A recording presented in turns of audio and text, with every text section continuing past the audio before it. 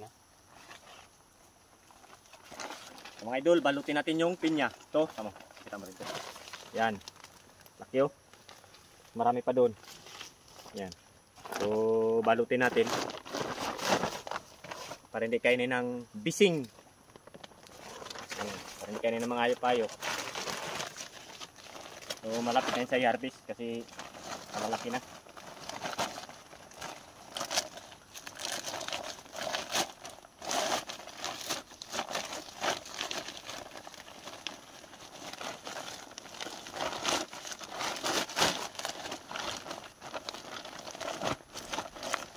Nilagyan natin ito, natutumba siya pag ganyan. No?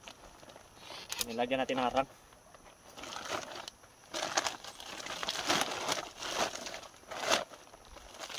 So, comment naman dyan mga idol kung advisable ba yung pagbabalot ng pinya ng ganito. Kasi first time ko mag-farming ng pinya eh.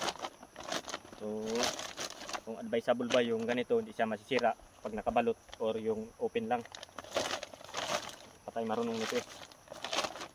Yan, ganyan lang. Yan na siya talian. Pa, idol. Ito. Ano? Lalaki oh. Yan. So, ika nga. Pag mayroon ka tiyaga, mayroon kang aanihin. Nilaga, wag na yung nilaga-laga. Pang saging lang yun eh. So, ganito guys, yung buhay ano?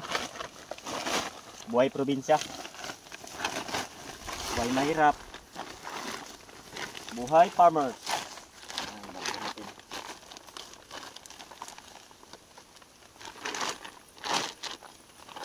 Ito guys, mag-ano rin siya ito.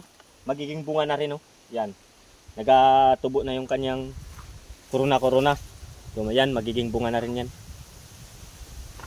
Ano pa doon oh. Ayan guys. Yan, yun ang partner ko. Yan.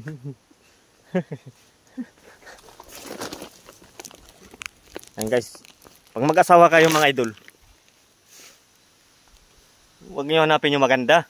Tamang paganda lang. Yun o. Yung sasamahan kasi harap at ginawa.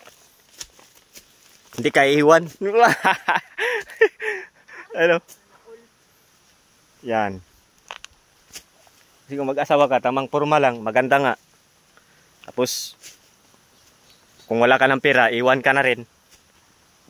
Pagpalit ka pa sa iba, tudas. Yan o. Yan. Swerte-swerte lang yan. So ako, maswerte ako eh, kasi may partner sa akong ganyan. Yan o, supportado. Supportive.